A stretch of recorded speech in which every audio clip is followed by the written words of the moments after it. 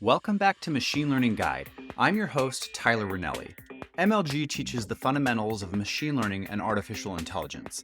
It covers intuition, models, math, languages, frameworks, and more. Where your other machine learning resources provide the trees, I provide the forest. Visual is the best primary learning modality, but audio is a great supplement during exercise, commute, and chores.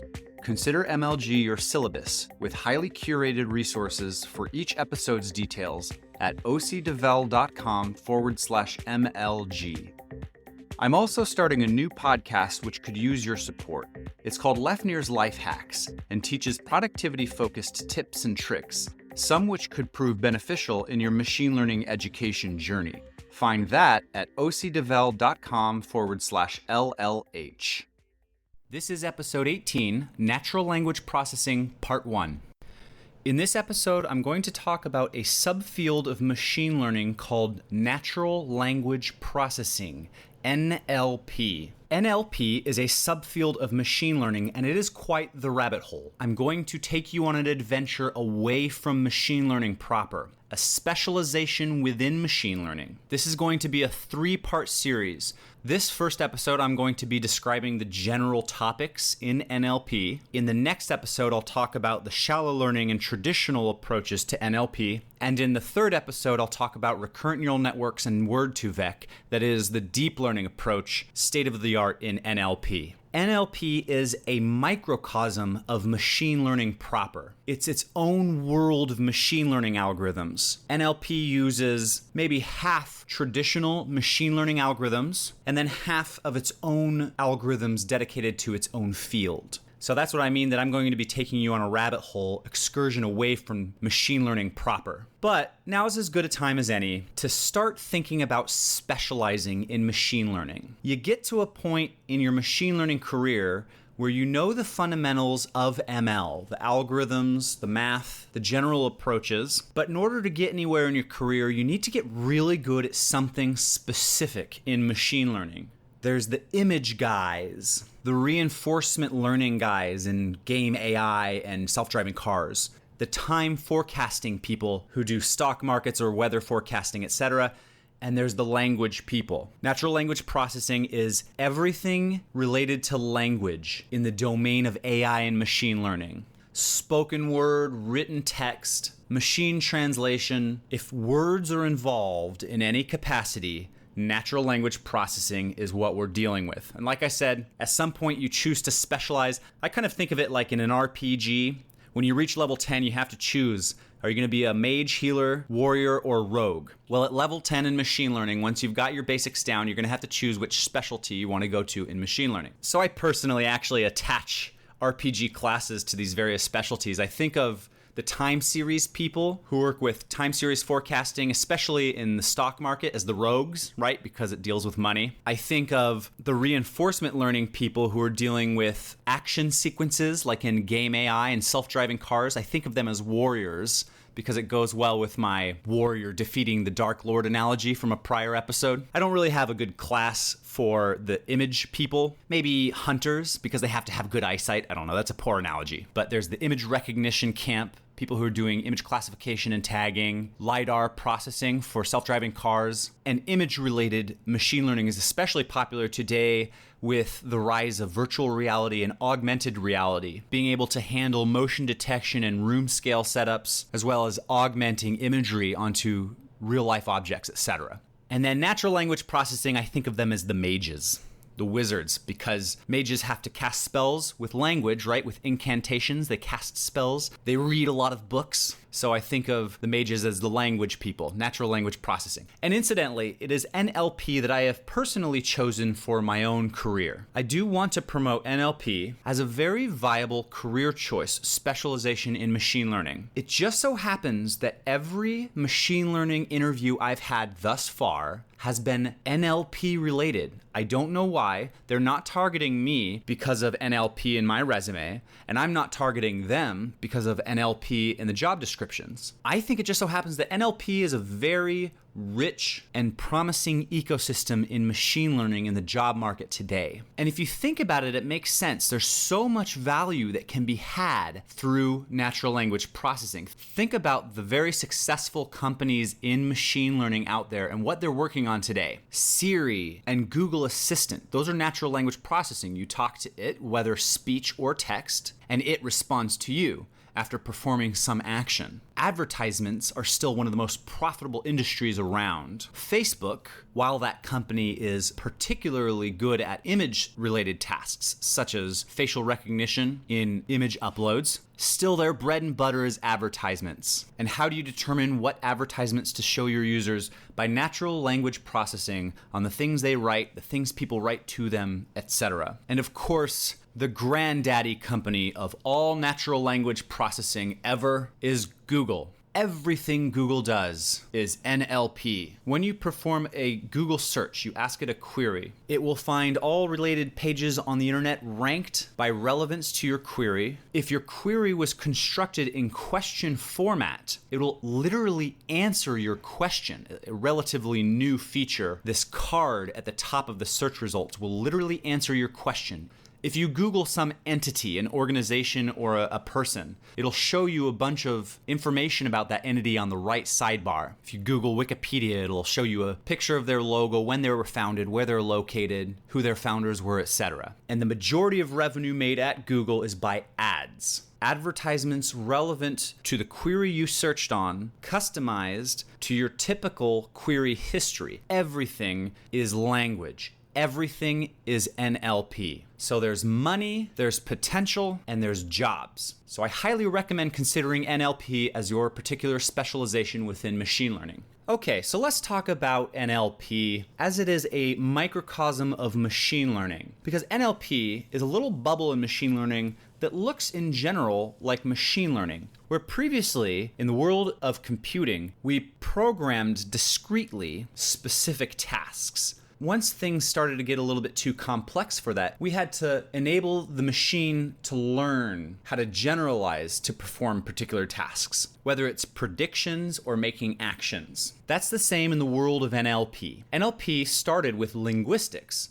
Linguistics is simply the study of language with grammatical structure, with what parts of speech words represent, how semantics are pulled out of sentence structure, how certain things mean certain things. Linguistics, it's the study of language. It's been around forever. Well, natural language processing is computation on linguistics.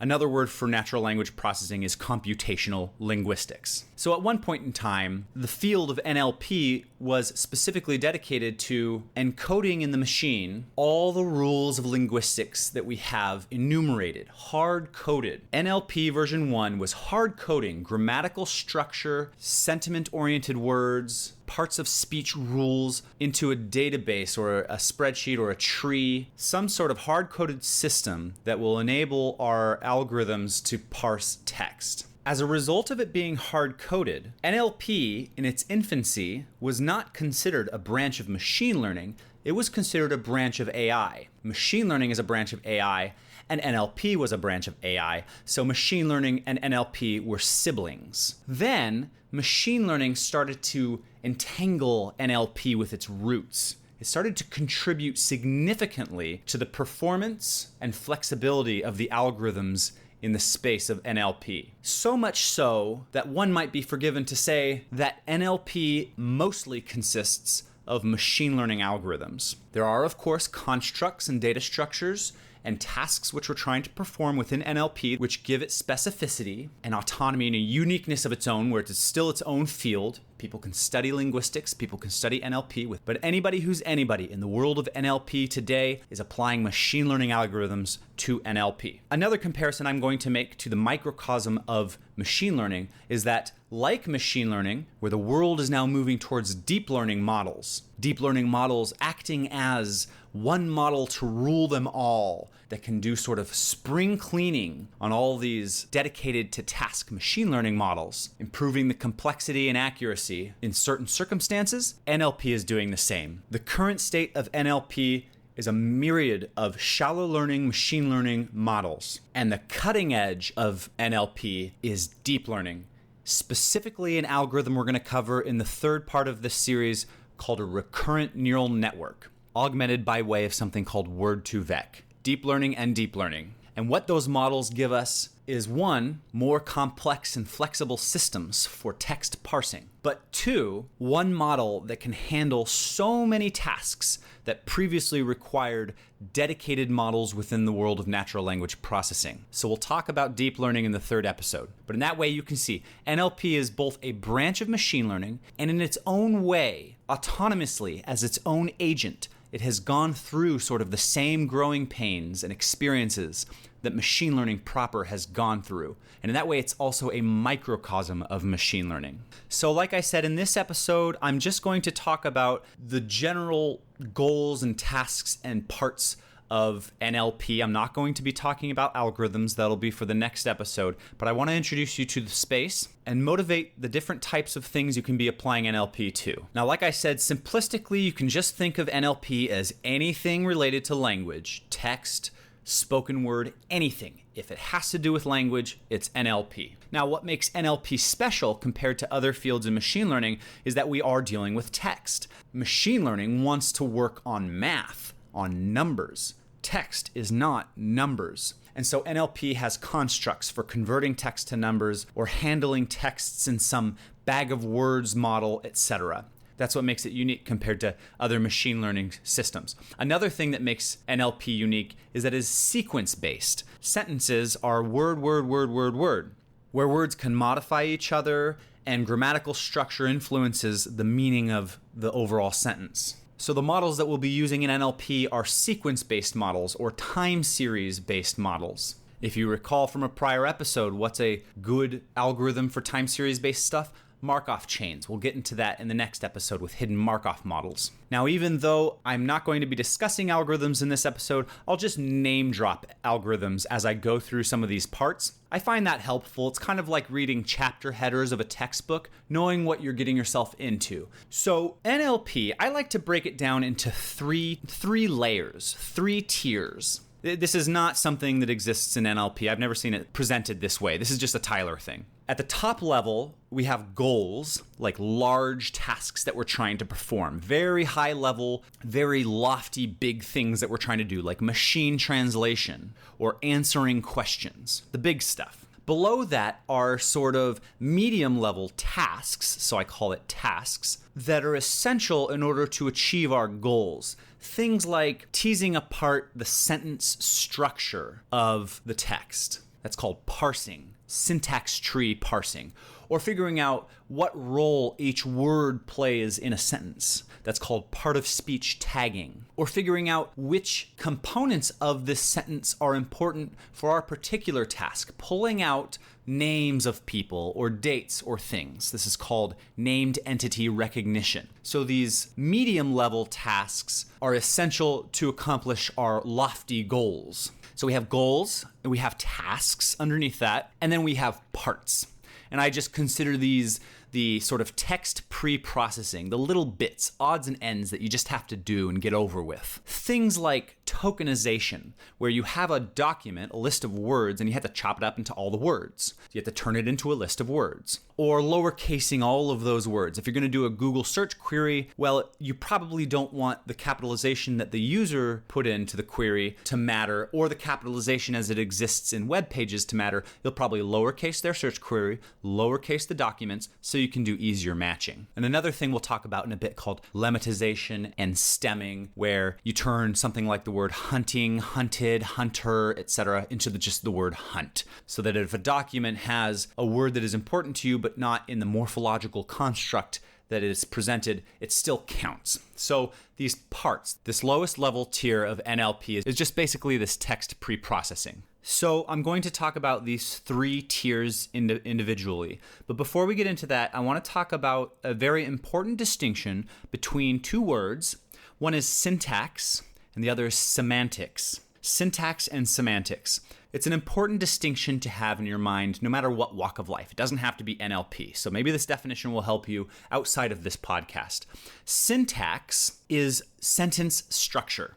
Simple as that. Syntax is the structure of the language as it is presented. It's going to be like parts of speech, so what role each word plays, whether it's a noun, verb, adverb, etc. Parts of speech. Syntax tree parsing, so part of speech constituents, so like a noun phrase. Or morphological presentation of a word. So does the word start with an uppercase, or lemmatization and stemming and all these things.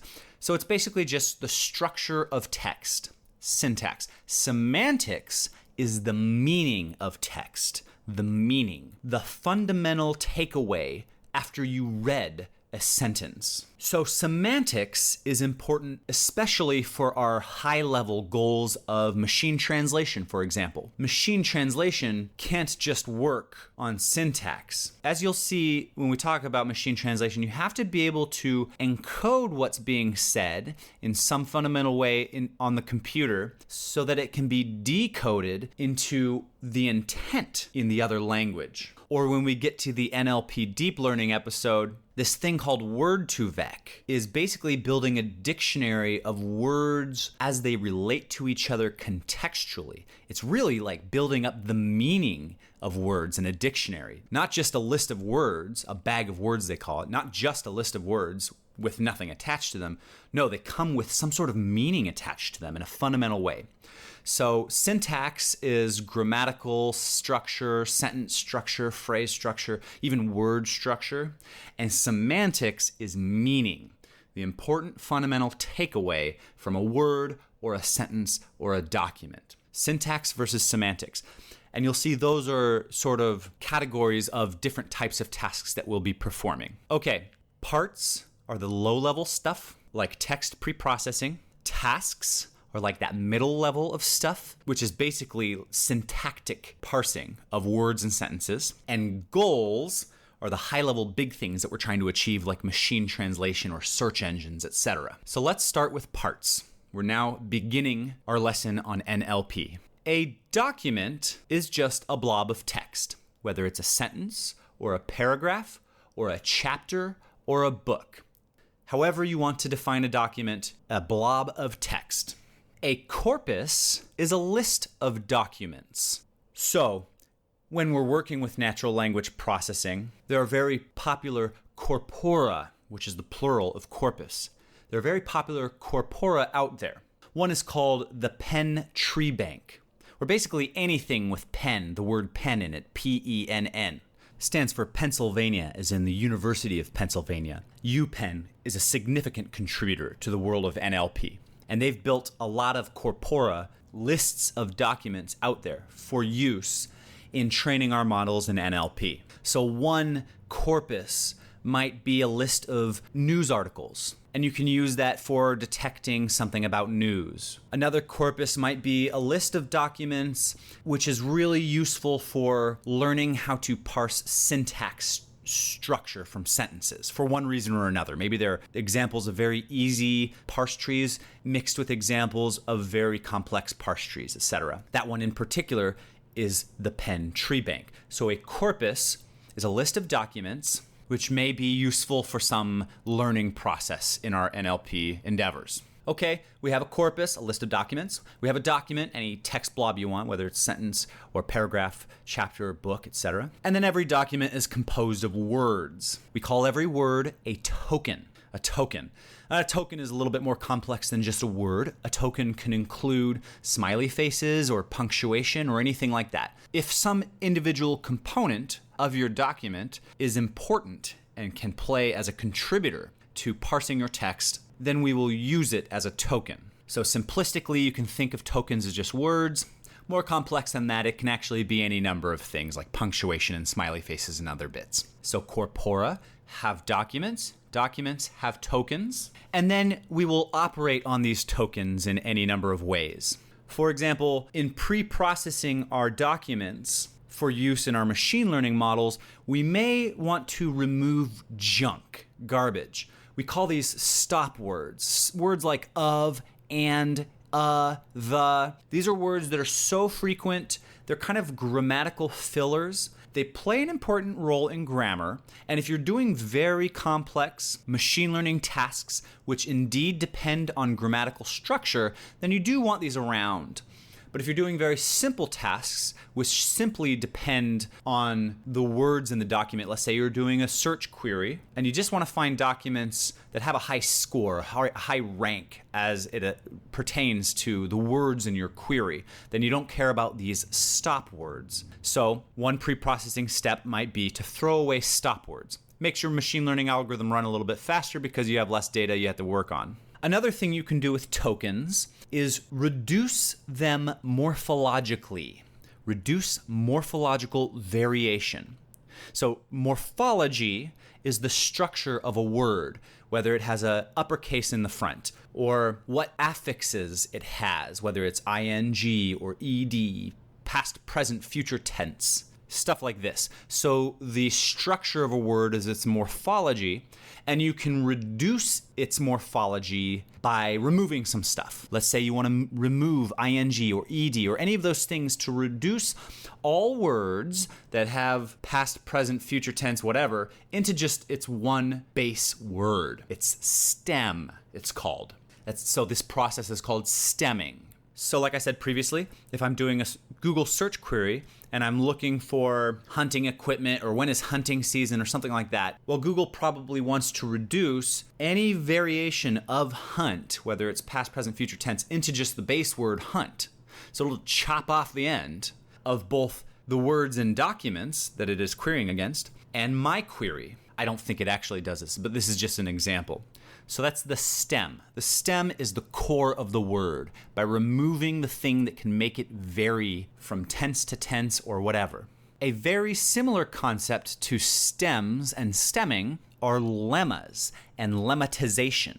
Lemma, lemma. Now, for the purposes of this podcast episode, you can think of them as identical. A stem is the same thing as a lemma. Stemming is the same thing as lemmatization. They're different. Stemming, as far as I understand it, is a little bit more of a willy-nilly but fast action, where lemmatization actually works a little bit more on the semantics of a word in order to find the pure root of a word, rather than chopping off the end. So the way I understand it, and I could be wrong, is that lemmatization is a more pure, sophisticated, but computationally expensive version of stemming. So stems and lemmas. Then, within the world of tokens, we have another thing called edit distance. Now we're getting a little bit into the territory of algorithms, machine learning algorithms. Edit distance is how different two words are from each other. So let's say cat and car. They're different by one word. So in a simple way, you can consider them an edit distance of 1.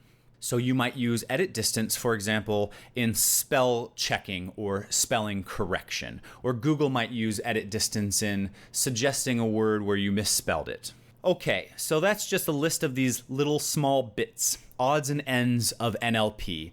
We've got corpora, which is lists of documents that are sort of related to each other in some way. Maybe one corpus is about news. Another corpus is a list of books that are public domain, like Moby Dick and anything by Shakespeare, etc. Another corpus may be a whole bunch of chat room archives. So corpora are lists of documents. Documents are just text blobs. Documents contain tokens, which are words and punctuation and other things. And you can operate on tokens in order to change their morphology in whatever way suits your needs for your machine learning tasks, whether it's lemmatization or stemming, removing stop words, etc. Okay, now we move up the ladder. We were at the bottom working with text pre-processing. Now we're moving up the ladder to this middle tier I call tasks, where we're operating on structure, on sentence structure, using machine learning algorithms. At last, we were using machine learning algorithms. And these tasks primarily relate to syntax, simply working with grammatical structure of sentences. And like I said, these tasks will feed into the ultimate goals, the high-level goals of NLP. So on this level, we have a subcategory called information extraction. Information extraction, extracting information from the sentence structure. One such information that we could extract is called parts of speech, POS, part of speech tagging. Parts of speech are the roles that individual words play within a sentence. So nouns, verbs, adjectives, etc. Very simple. I'm sure you understand this right out of the get-go. Now, part of speech tagging is simple to understand conceptually, but can get quite complex when a computer has to do the task of part of speech tagging. And so we use machine learning algorithms, such as hidden Markov models and maximum entropy models. We'll discuss these in the next episode in order to automate part of speech tagging. POS, part of speech tagging. Another type of information extraction is relationship extraction. Let's say we have a sentence like Apple was invented by Steve Jobs. We have a relationship there. We have Steve Jobs inventing Apple. So we would have a relationship where invents is sort of like a method name, and then it takes in parentheses two arguments, one being Steve Jobs and the other being Apple. So relationship extraction can extract within a sentence what things relate to other things and how. Another very important piece of information extraction is called named entity recognition. NER, named entity recognition. And this is actually a very, very important piece of NLP. I used NER pretty heavily at my last job in NLP. NER is vital for things like chatbots, Siri, Google Assistant, etc. What NER does is it looks at your sentence and it picks out salient parts, things that you're interested in. So if you ask Siri, add lunch with John to my calendar on May 15th, it'll read the sentence and it'll figure out who, what, when, where. It'll pick out the important parts. Lunch, John, May 15th. Okay, so those are entities in the sentence. Lunch, John, and May 15th. And then it will name those entities. Lunch is what, okay, so the what name goes to lunch. Who is John, and when is May 15th.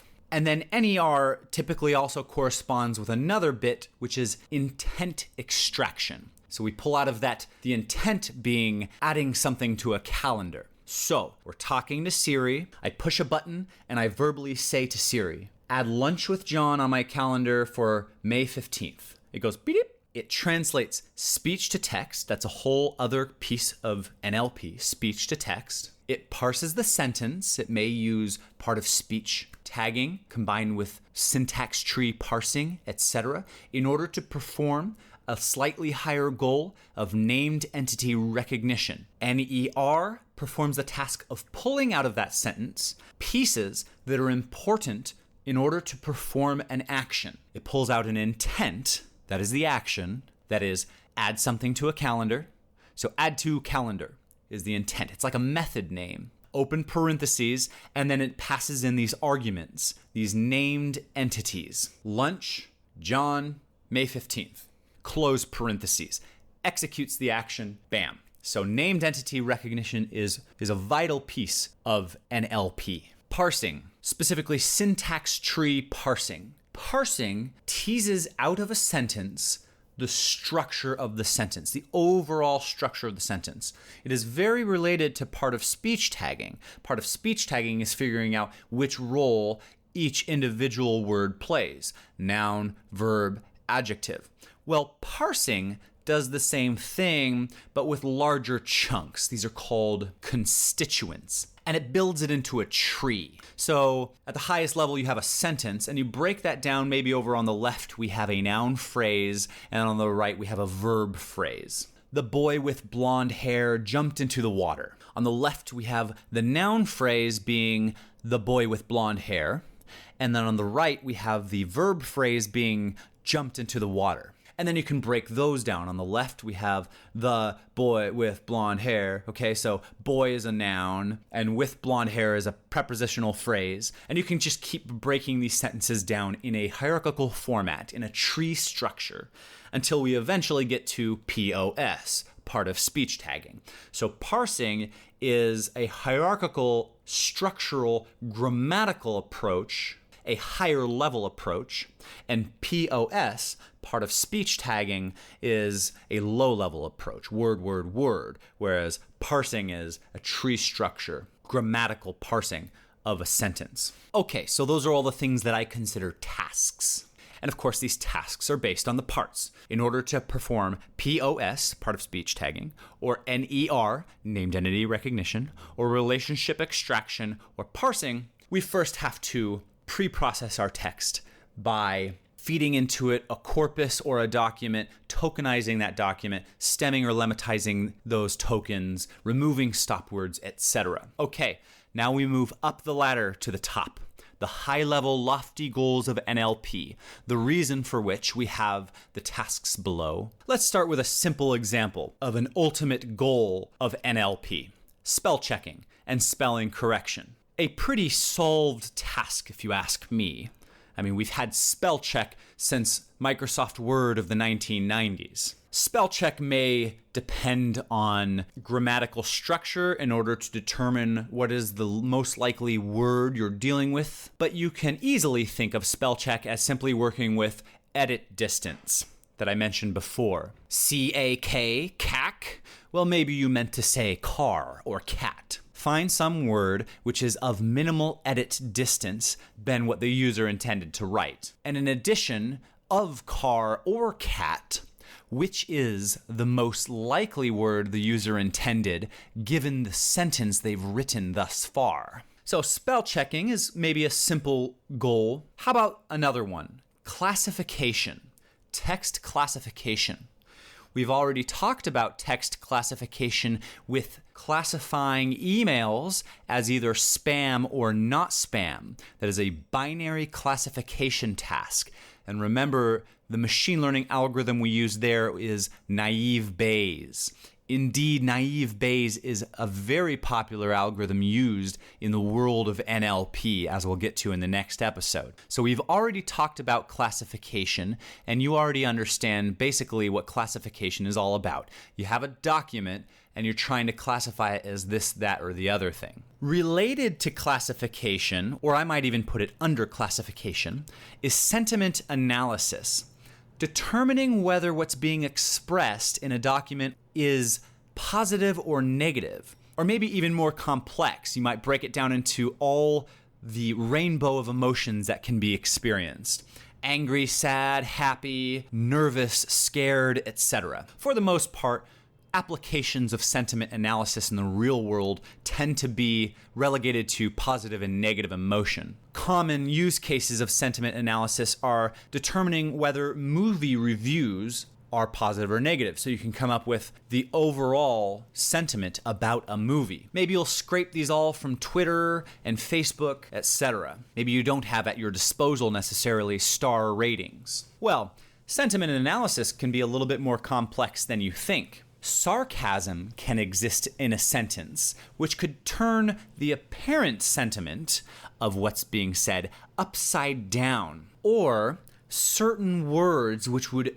usually be associated with positivity, like fantastic or excellent, can be modified to flip the sentiment being expressed. That movie was fantastically horrid. That movie was not excellent. Sentiment analysis is used for determining overall sentiment towards a product or a company or other such things. There are high-frequency trading algorithms out there which parse the fire hose of social media in order to determine the overall sentiment towards a product in order to decide whether to invest in that product. It's very interesting. So sentiment analysis has very high value in businesses. Now, sentiment analysis showcases very effectively the growing history of NLP in general. In the past, like I said, NLP was primarily based on hard-coded rules pulled from the history of linguistics.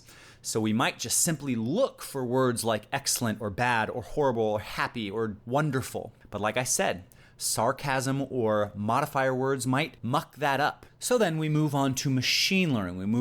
We move from hard-coded systems to machine learning systems like naive Bayes and bag-of-word approaches. Those get us closer to the goal, but they still have problems. We still have not overcome sarcasm or modifiers. We may encode in the system that words like not preceding an emotive word would actually then become one word, not underscore good. But that still feels a little bit hand-holding feature engineering. And we have to sort of know all of the feature engineering that needs to take place in order to work with these documents. So, state of the art in sentiment analysis has moved us towards deep learning.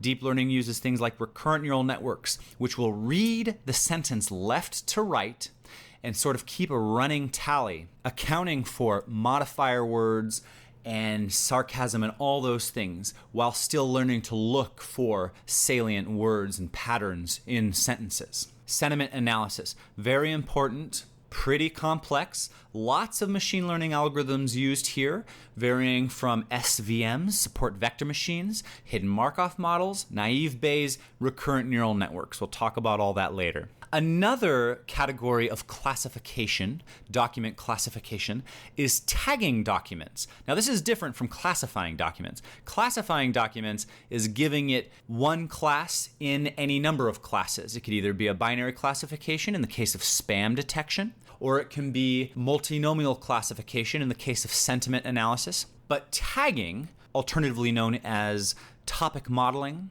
or keyword extraction, is actually figuring out what keywords to apply to this document. And it can be any number of keywords. So if we're looking at some programming blog post on the internet, it might be talking about Node.js and React Native and Postgres and all these things. So it's going to learn to tag this document with all of these tags. That's the way I think of topic modeling, is the machine learning approach to automatically tagging blog posts, which you see all over the internet already have tags. Those are manually tagged. Well, in certain instances, we don't have the luxury of manual tagging. Maybe we're scraping documents from some corpus, and we want to automatically tag them so that we can present that as a library of documents that people can sift through by category. The common algorithm used there is latent Dirichlet allocation, LDA.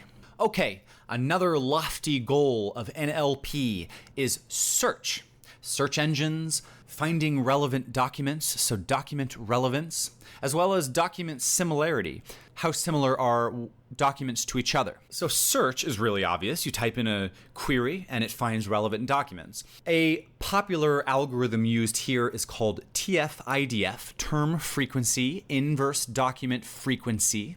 And document similarity is all about how similar one document is to another. So for example, in a recent Kaggle competition, remember Kaggle is a competition board of machine learning tasks where a team of machine learning programmers can compete with another team and maybe earn a cash prize or employment opportunity, etc. A recent competition posted by Quora, the website Quora, Quora, which is a question-answer website similar to Stack Overflow and the like, posted a competition like this.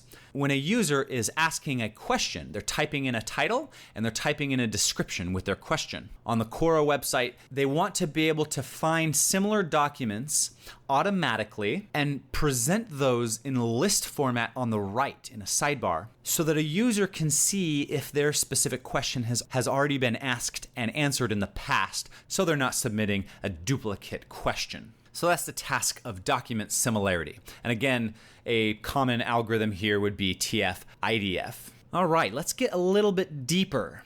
Let's talk about natural language understanding. Now, natural language understanding, or NLU, by comparison to natural language processing, the general field of NLP that we've been talking about thus far, the subfield within machine learning of everything related to language. That's NLP.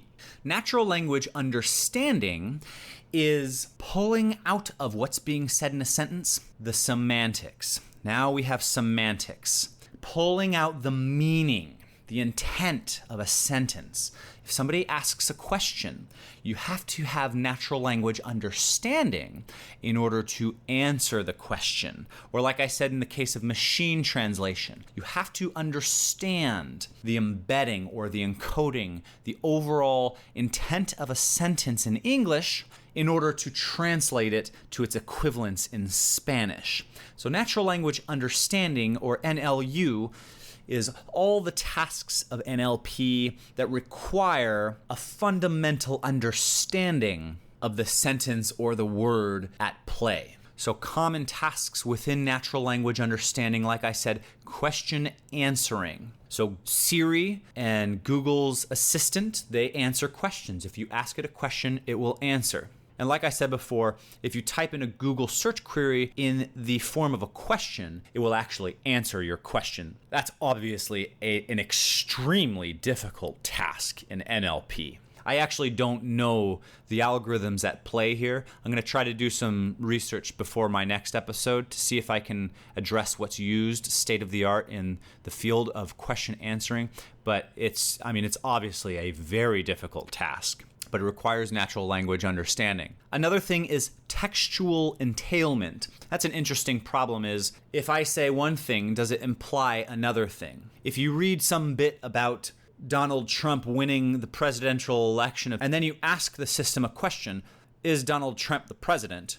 It should know the answer is yes, because it can do some sort of processing about the parts of the facts it already knows in order to address the question that's being asked. It's related to question answering. It has a lot to do with logic, textual entailment. And finally, of course, machine translation. Machine translation, they call this AI complete. It's an interesting phrase, AI complete. What it means is this task, machine translation, requires all the pieces of AI to work. In other words, once you've achieved perfect machine translation, one maybe could say you've achieved AI. Well, if you ask me, we've got some darn good machine translation systems out there by Google, state of the art. I believe they use recurrent neural networks. So have we achieved AI? Well, it's always a moving target. I'm sure somebody's out there saying, no, no, no. But traditionally, they've always considered machine translation to be an AI complete problem, requiring all of the pieces of AI to work completely. At least within the space of NLP, machine translation requires a lot of pieces, a lot of components. We require parsing, we require POS, we require a handful of algorithms like HMMs and naive Bayes, and we've got to encode the meaning and intent of what was said on the left-hand side so that we can translate it into something on the right-hand side, translate English to Spanish. Machine translation is also an excellent example of the power of deep learning because, like I said, in shallow learning approaches, we use gobs and gobs of algorithms, where in deep learning approaches, you can use one algorithm, like the mighty recurrent neural network, which gives you increased simplicity, elegance, and yea, even accuracy.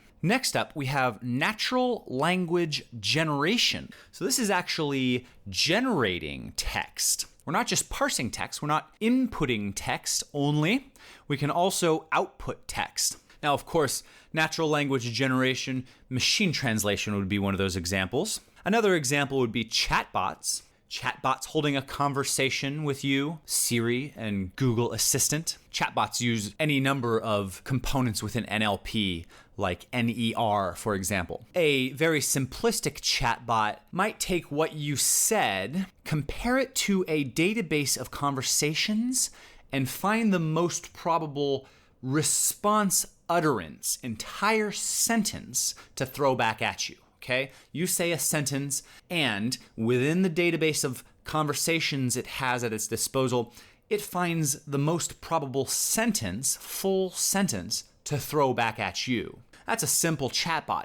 A cool and complex chatbot will actually generate a sentence word for word. It won't just throw at you a sentence in the database. It will encode what you said using natural language understanding, and then decode word by word a probable response using proper natural language generation. So chatbots are very fun to work with. There is a huge uptick in chatbots in the world today. I'm sure you've noticed. Companies are going chatbot wild. There's this push towards a concept called UI free or no UI or no UX, any number of things that what they're trying to say is companies are trying to build a chatbot and so that you're interacting with the chatbot either verbally or on your keyboard. And the chatbot is so good at performing actions that you don't need menus and buttons and sliders and toggles. You don't need a good UX. You don't need a UX at all.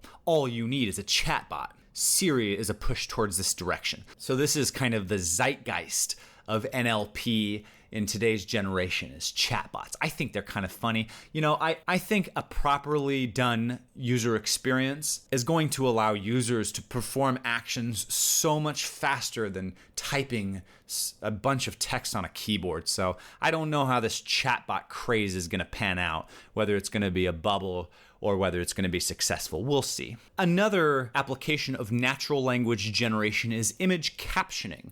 Now we're bordering between the image people and the natural language people. We're combining our efforts in order to perform a combined task of image captioning. And so you see this from time to time. I don't remember if Facebook can caption images for accessibility purposes for blind users.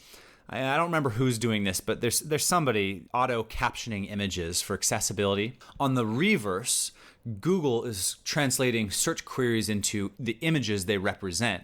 And if you actually use Google Photos, you can search in your own search box on your phone some phrase, and it will actually bring up for you images that look like that phrase. It's pretty cool. So image captioning and image searching, they're kind of the reverse of each other. But image captioning is an example of natural language generation, where you feed it an image and it actually describes the image word by word. Automatic summarization. This is a very useful and powerful task, also very difficult. An example of automatic summarization in use today is summarizing legalese, summarizing legal documents. So for example, how cool would it be if a website with a privacy policy or a terms of use contract, nobody reads those things. Half of the people don't read them because they just don't care. Sure, whatever, let me sign up for the service. But maybe the other half wants to read these documents, but they're so long and they just don't have the time to read every privacy policy and terms of service under the sun. Well, a good automatic summarizer might be able to boil down a privacy policy into the most important bits, sort of a Reader's Digest or an abstract of a privacy policy. Automatic summarization is in use today in summarizing actual legal documents for legal purposes. I believe Google, when they answer your question, at the top of the search results uses automatic summarizers. It figures out how to summarize an answer to your question without showing you too much text all at once. Natural language generation. Okay, some other odds and ends. I'm not going to really cover the algorithms at play. Optical character recognition, or OCR, is being able to convert a scanned document from a physical book or a physical paper into digital format. Now, of course, the primary algorithm at play of an optical character recognition system is going to be the convolutional neural network, the CNN or ConvNet, an algorithm we're going to discuss when we talk about image recognition. The primary algorithm of image recognition is the ConvNet. So of course that's going to be at play in converting the image into digital format. But certain letters may be incorrectly translated, and so NLP will come into play in order to figure out, maybe in one word or given the sentence thus far, what is the most likely letter for this mistake. So OCR is another example of a marriage between the image people and the language people. And then of course we have speech. Speech, a whole other ballgame.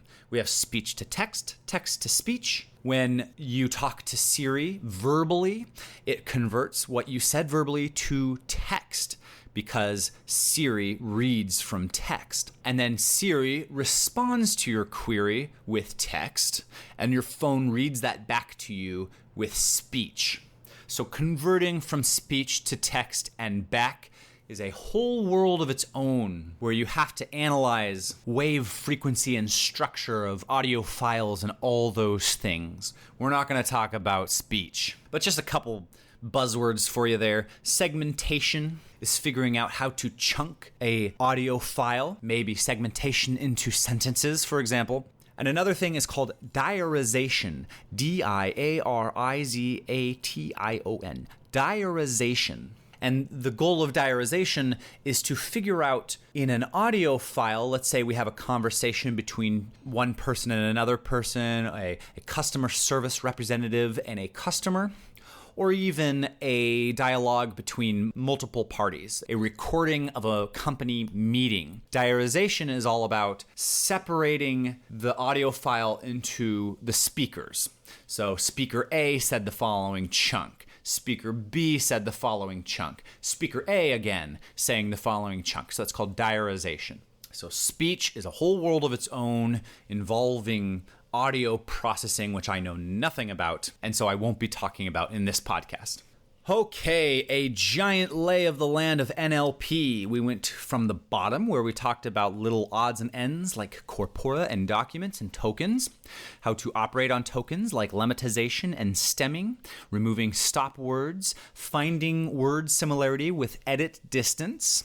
We talked about syntax and semantics, syntax being parsing sentence structure, such as part of speech tagging, relationship extraction, and syntax tree parsing. Those are all in that middle tier according to the Tyler three-parter, parts, tasks, and goals. Semantics is all about word meaning, sentence meaning, document meaning, etc. Pulling the underlying meaning of a word, whether it's contextual similarity in the case of word2vec that we're going to talk about in the third part of this series, document similarity using TF, IDF, etc. So we had that second tier of tasks primarily relating to syntax parsing. That includes information extraction such as POS, NER, that's part of speech tagging, named entity recognition, and relationship extraction, as well as syntax tree parsing. Then we go to our third tier of the lofty goals of NLP, such as spelling, checking, and correction, document classification, as well as document sentiment analysis, and tagging, or topic modeling, or keyword extraction. Classification, search, document relevance, document similarity, natural language understanding tasks like question answering, textual entailment, machine translation, natural language generation such as image captioning, chatbots, and automatic summarization, and OCR and speech. In the next episode, I'll talk about the algorithms. But if you want to get started on that before that episode comes out, I'm going to talk about the resources now first. The resources for learning natural language processing. I've really done my best to boil it down to the most fundamental resources. Natural language processing is my jam. It is my particular specialty within machine learning. It's my favorite topic. And so I think that these are the three best resources out there. There's a textbook called Speech and Language Processing by Daniel Jurafsky. He is sort of the Andrew Ng of NLP, Daniel Jurafsky, also co-authored by James Martin. Then there is a NLP YouTube series by Daniel Jurafsky again, which is basically the YouTube series equivalent to that textbook. What's nice about that is that the speech and language processing textbook is going to be probably 1,000 pages. The NLP YouTube series goes pretty quickly. I think it's 24 hours when converted to audio. And that's what I suggest, is you convert it to audio. Like usual, when I talk about my video recommended resources, what I usually do is convert it to MP3, put it on my iPod, and do it while I'm running or cleaning, etc. I'll post the how to convert a video to MP3 thing on my resources page, but it's called the Stanford NLP series on YouTube. Finally, there is a library out there called NLTK, Natural Language Toolkit. It is far and away the most popular NLP library used by professionals. It is written on Python, and it comes with capability for handling all of the things that we've discussed in this episode, from the low to the high. So it comes with all those text pre-processing methods, such as tokenization, lemmatization, stemming, etc. It comes with methods for part of speech tagging, named entity recognition, etc. And then it comes with algorithms as well for classification, document similarity, and the like. Now, typically, it is insufficient for going the distance. You can't write a search engine using NLTK. You wouldn't write a chatbot or a machine translation system using NLTK. Instead, NLTK is a very useful toolkit, a utility belt, a library. I like to think of it, if you know JavaScript, it's the Lodash of natural language processing. It's one of those tools that Python developers are hard-pressed to not use in their natural language career, no matter what final solution you end up landing on. Now, typically, like I said, these lofty goals, you're going to go with deep learning and recurrent neural networks and Word2Vec. That's TensorFlow or PyTorch. You're going to use one of these deep learning frameworks. But you'll still find NLTK very handy for text pre-processing or accessing a corpus that has all of the popular corpora available just a method away. Now, what's interesting about NLTK, and the reason I bring it up in this resources section, is they have written a book, nltk.org/book, that isn't only about NLTK, it is primarily about NLP. The NLTK book, which is for free and it's in HTML format, is primarily intended to teach you NLP in general, just using NLTK as a vehicle. And in fact, many professors in their courses assign the NLTK book as their reading assignment. So you can either do the speech and language processing textbook, which is very big and more theoretical, or you can go the way of the NLTK book, which is more hands-on and practical and faster. If you want to become an NLP expert, I would recommend the speech and language processing and NLTK book. But if you want to just sort of get a quick lay of the land or just hit the ground running, I would recommend the NLTK book. Now, NLTK, the library, there are alternatives out there as well, Open NLP and Stanford NLP. These are all different libraries that you can use for shallow learning machine learning algorithms. But usually in the space of machine learning, you're going to be graduating into deep learning for more powerful, flexible, and elegant models. So you're probably going to be moving on to something like TensorFlow or PyTorch. That's it for this episode, a lay of the land of NLP. In the next episode, the second part of the series, I'm going to talk about the shallow learning algorithms, traditional models used in NLP. Now, my friends, I have terrible news for you. In order to continue working on this podcast, I'm going to have to take on advertisers. I know, the bane of every podcast listener's life, but I've reached that point in listenership where I actually have the downloads where I can start reaching out to advertisers to sponsor the show. And so I'm hoping you guys could actually go to my website, ocdevel.com/podcasts/machine learning, where I'm going to post a user survey that is required in order to sign up for sponsorship with Libsyn, the podcast hosting service I use. Fill out that user form for me. I know that's insult to injury, but do me a favor if you could. I'm so sorry, please. I'm also going to try to make my website a little bit more useful, where maybe I'll post announcements for when I plan to post new episodes, for example. This episode was 2 weeks late. I apologize for that. I had to collect some resources on this topic. So hopefully I can add some incentive for popping over to the website. Okay, guys, thanks for listening. See you next time.